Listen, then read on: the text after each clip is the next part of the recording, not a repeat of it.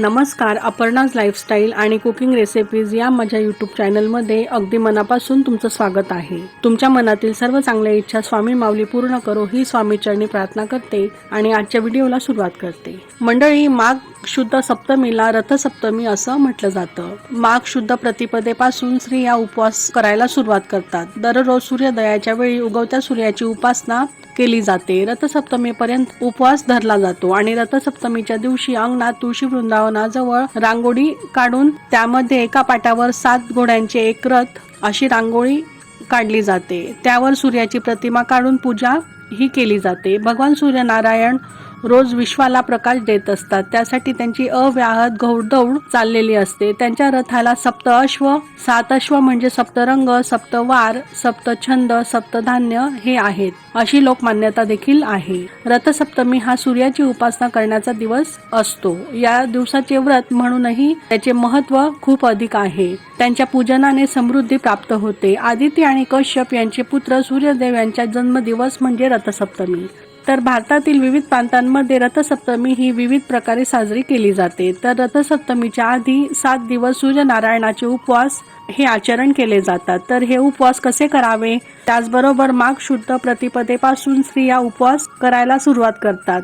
तर हे रथसप्तमीचे उपवास कधी सोडले जातात, तसेच 2026 मध्ये माघ रथसप्तमी कधी आलेली आहे ही संपूर्ण माहिती आपण आजच्या व्हिडिओमध्ये जाणून घेणार आहोत। त्यासाठी व्हिडिओ स्किप न करता पूर्ण पहा आणि तुम्ही जर आपल्या चॅनलवर नवीन असाल, तुम्हाला आपले व्हिडिओ जर आवडत असतील तर चॅनलला सबस्क्राईब नक्की करा। त्याचबरोबर या उपवासाचे काही महत्त्वाचे नियम देखील आहेत, ते देखील आपण थोडक्यात जाणून घेणार आहोत। चला तर मग व्हिडिओला सुरुवात करूया। तर मंडळी, मकर संक्रांती झाली की सर्वांनाच वेध लागतात ते रथसप्तमीचे। तर 25 जानेवारी 2026 रोजी रथसप्तमी असणार आहे। सप्तमी तिथी 25 जानेवारी रोजी रात्री 12:39 प्रारंभ होणार असून तिथी समाप्त 25 जानेवारी रात्री 11:10 होणार आहे। सूर्योदय सकाळी 7:13 होईल। रथसप्तमी ही वेगवेगळ्या नावांनी ओळखली जाते। माघी सप्तमी, अचला सप्तमी तसेच रथसप्तमी या 3 नावांनी ओळखली जाते। नाव कुठलीही असली तरी यामध्ये सूर्यदेवांची उपासना केली जाते। सूर्यदेव हे रथावर विराजमान झालेले असतात। या रथात 7 घोडे हे असतात। हे 7 घोडे 7 वारांचे प्रतीक मानले जातात आणि जी चाके असतात ती 12 चाके 12 राशींचे चिन्ह दर्शवतात। सूर्यदेवांचा रथ अरुणदेव चालवतात। या दिवशी सूर्यदेवांचा जन्म झालेला असल्याने सूर्य जयंती देखील संबोधन हे केलं जातं। या दिवसापासून सूर्यदेवांची उपासना आराधना केली जाते। त्यांची शक्ती भक्ती यामुळे वाढीस लागते अशी ही मान्यता आहे। रथसप्तमीला कोणकोणते कार्य करावीत, तर या दिवशी ब्रह्ममुहूर्तावर उठून स्नानादी करून स्वच्छ कपडे परिधान करावीत। उगवत्या सूर्याची पूजा आपण करावी, अर्घ द्यावे, शक्य असल्यास पवित्र नदीमध्ये स्नानादी करावे। अर्घ देताना सूर्यदेवांचा मंत्र आपण पठण करावा। रथसप्तमीला सूर्यदेवांची पूजा उपासना करणे व स्नान करणे अत्यंत शुभ आणि पवित्र पुण्यकर्म मानलं जातं। या दिवशी सूर्यदेवांची पूजा केल्याने आरोग्य, सौभाग्य, संतती आणि सौंदर्य प्राप्ती ही होत असते असंही मानलं जातं। रथसप्तमीला काही प्रभावी उपाय केल्याने त्याचे चांगले परिणाम आणि फळ आपल्याला मिळतात। रथसप्तमीला सकाळी स्नान करते वेळी पाण्यामध्ये रुईच्या झाडाची 7 पाने टाकून स्नान करावे। तसेच सूर्यदेवांची न विसरता या दिवशी पंचोपचारे पूजा करावी। सूर्यदेवांना दीप, धूप, गाईच्या तुपाचा दिवा तसेच नैवेद्य अर्पण करावा। पूजेनंतर वस्त्र, तीळ, धान्य इत्यादी वस्तू आपण गरजूंना यथाशक्ती दान धर्मही करावा। नदीच्या काठावर अष्टकोनी मूर्ती बनवून मध्यभागी स्थापना करून शिव पार्वतींची पूजा या दिवशी केली जाते। पूजेनंतर त्या प्रतिकरूपी देवी देवतांची माती घरी आणून देवघराजवळ ठेवली जाते। त्याचबरोबर पूजेनंतर गरिबांमध्ये तसंच ब्राह्मणांना दानधर्म केल्याने केलेली पूजा सफल मानली जाते आणि त्याचे पुण्यफळ शतपटींनी आपल्याला प्राप्त होतात अशी देखील लोकमान्यता ही आहे। तर मंडळी, पुढील काही गोष्टी प्रकर्षाने केल्याने काय पुण्यप्राप्ती होते ते देखील आपण जाणून घेऊया। रथसप्तमी ही माघ महिन्यामध्ये येते। या दिवशी सकाळी केसांवरून स्नान करावं, मनात काही क्लेश दुःख असतील तर ते विसरून सूर्यदेवांना शरण जावं आणि येणारे सर्व संकट विघ्न दूर करून प्रत्येक कार्यामध्ये गती येवो अशी आपण मनोभावे सूर्यदेवांना प्रार्थना करावी। रथसप्तमीला तीळ, गुळ, हळदी, कुंकू हे टाकून सूर्यदेवांना अर्घ्य द्यावे। त्यामुळे आपल्या जीवनातील पीडा, ग्रह दोष दूर होतात। संतती प्राप्तीसाठी देखील सूर्यदेवांची उपासना आराधना खूप प्रभावी मानली जाते।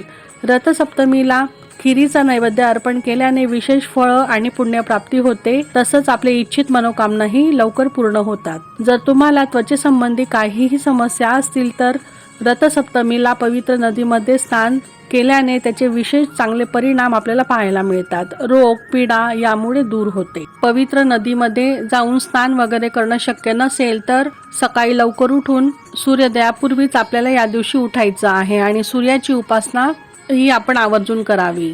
तर शहरी भागात अंगणाच्या ऐवजी आपण गॅलरीत देखील ही पूजा करू शकतो। सुरुवातीला जिथे आपण पूजा मांडायची आहे ती जागा स्वच्छ करून घ्यावी आणि त्यानंतर स्वस्तिक तसेच गोपद्म काढावे। फक्त स्वस्तिक काढले तरीही चालेल आणि त्यावर हळदी कुंकू अर्पण करावं। त्यावर आपण चौरंग किंवा पाट मांडावा। रोज आपण ज्याप्रमाणे पूजा करतो त्याप्रमाणे आपण देवघरातील पूजा आधी करून घ्यावी आणि रोज 7 दिवस अशी पूजा आपण करायची आहे, कारण हे उपवास 7 दिवसांचे असतात आणि या उपवासाचे उद्यापन आपल्याला रथसप्तमीच्या दिवशी करायचे असते। तर इथं पहा, आपण चौरंगावर लाल कपडा अंथरून घेतलेला आहे। त्यानंतर सर्वप्रथम दीप प्रज्वलित करून घ्यावा। थोडं अक्षदांचं आसन देऊन त्यावर हळदी कुंकू अर्पण करावा। दिव्याचीही आपण पूजा करून घ्यावी। त्यानंतर ताम्हनात श्री गणेशांची पंचामृताने तसंच पाण्याने अभिषेक करून स्थापनाही करावी आणि जर तुमच्याकडे मूर्ती नसेल तर तुम्ही प्रतिकात्मक सुपारीही घेऊ शकता। तर ही पूजा आपल्याला सूर्योदयापूर्वी मांडायची असते। त्यानंतर सूर्याला अर्घ्य देऊन ही पूजा आपण करावी। श्री गणेशांना हळदी कुंकू वस्त्र अर्पण करावे, फूल अर्पण करावं, दीपधूप दाखवावा। तुम्ही रांगोळीच्या साहाय्याने देखील सूर्यदेवांची आकृती रेखाटू शकता आणि जर तुमच्याकडे सूर्यदेवांचा फोटो असेल तर अतिशय उत्तम, तुम्ही पूजेमध्ये तोही ठेवू शकता आणि जर प्रतिमा नसेल तर रांगोळीच्या साहाय्यानेही तुम्ही सूर्यदेवांची प्रतिमा ही काढावी। गावाकडील भागात कसं शेणाने अंगण सारवून अशा रांगोळींची सूर्यदेवांची प्रतिमा रेखाटली जाते आणि मोठ्या उत्साहात हा सण साजरी केला जातो। आपल्या शहरी भागात जसं जमेल तसं श्रद्धेने आणि पूर्ण निर्मळ भक्तीने ही उपासना आपण करावी, कारण शहरी भागात तेवढी जागाही उपलब्ध आपल्याला पाहायला मिळत नाही। त्यामुळे जे काही साहित्य आपल्याकडे असेल किंवा गॅलरीमध्येही तुम्ही अशी पूजा मांडू शकता, कारण देव ही निर्मळ भक्ती पाहतो। त्यामुळे आपल्याकडे जे काही साहित्य उपलब्ध असेल त्यामध्ये आपण पूजा मनोभावे संपन्नही करावी। रथसप्तमीला जसं धार्मिक महत्त्व आहे तसंच वैज्ञानिक महत्त्वही आहे। या दिवशी सूर्याची किरणे आपल्या अंगावर पडल्याने आपले आरोग्य निरोगी राहण्यास मदत होते। सूर्याची किरणे शारीरिक दुर्बलता, हाडांची कमकुवतपणा, सांधेदुखी, त्वचेचे विकार हे दूर करतात। रथसप्तमीच्या दिवशी तुळशीजवळ 7 घोड्यांवर स्वार झालेल्या सूर्यरथाचे चित्र काढून स्त्रिया त्यांची पूजा करतात। गोपद्म ही काढून त्यांचीही पूजा केली जाते। सूर्यदेवांचा फोटो असेल तर तोही तुम्ही पूजेमध्ये ठेवावा।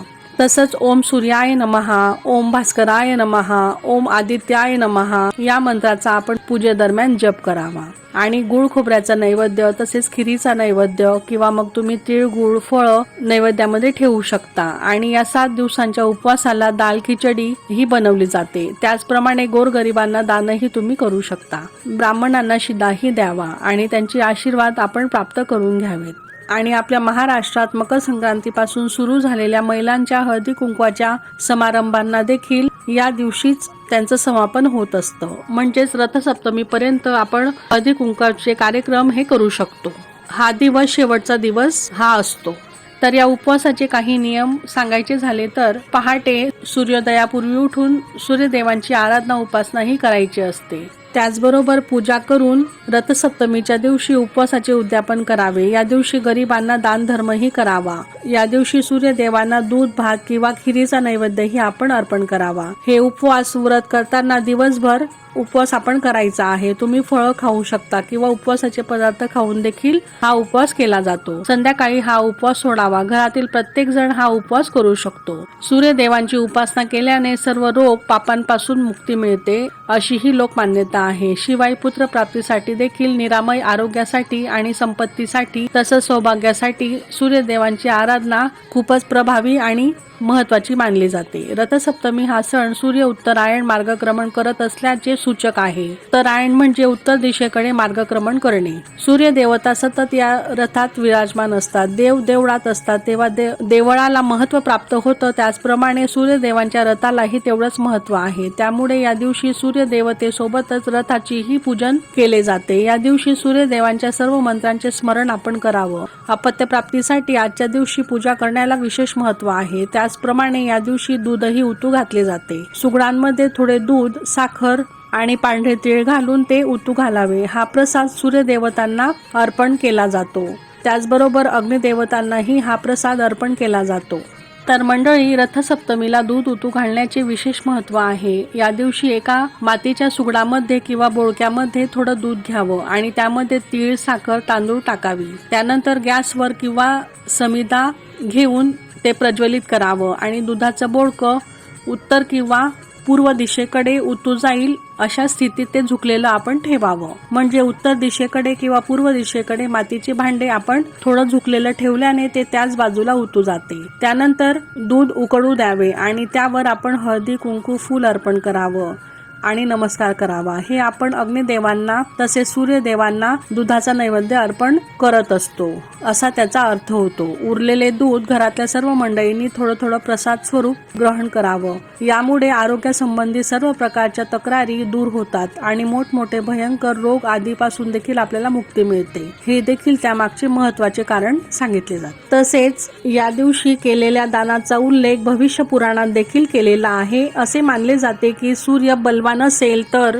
करिअर आणि व्यवसायात कोणतीही अडचण येत नाही. सरकारी नोकरीसाठी सूर्य बलवान असणं खूप गरजेचं असतं. ज्योतिषानुसार जीवनात सुख, शांती आणि समृद्धी प्राप्त होण्यासाठी सूर्यदेवांना नियमित जल अर्पण करावं. तर रथसप्तमीच्या दिवशी शेवटचा दिवस हा असतो हळदी कुंकू वाण देण्याचा. तर अशा प्रकारे सूर्यदेवांची पूजा, उपासना, नामस्मरण आपण या दिवशी नक्कीच आवर्जून करावं आणि वर सांगितल्याप्रमाणे सर्व प्रकारचे नियम तसेच विधी आपण या दिवशी निश्चितच कृती करावी. यामुळे आपल्या जीवनातील पीडा, दुःख, रोग निवारण होऊन प्रत्येक कार्यामध्ये गती येते. तर कसा वाटला आजचा व्हिडिओ, आजची माहिती कमेंट करून नक्की सांगा आणि अशाच माहितीपूर्ण व्हिडिओसाठी आपल्या चॅनलला सबस्क्राईब नक्की करा. त्याचबरोबर बेल आयकॉनही क्लिक करा जेणेकरून नवीन व्हिडिओ अपलोड झाला की त्याचं नोटिफिकेशन सर्वात आधी तुम्हाला मिळेल. आणि आपले व्हिडिओ जास्तीत जास्त लोकांपर्यंत शेअर देखील करा. आणि तुमचे जर काही प्रश्न असतील तर तुम्ही नक्की कमेंट करून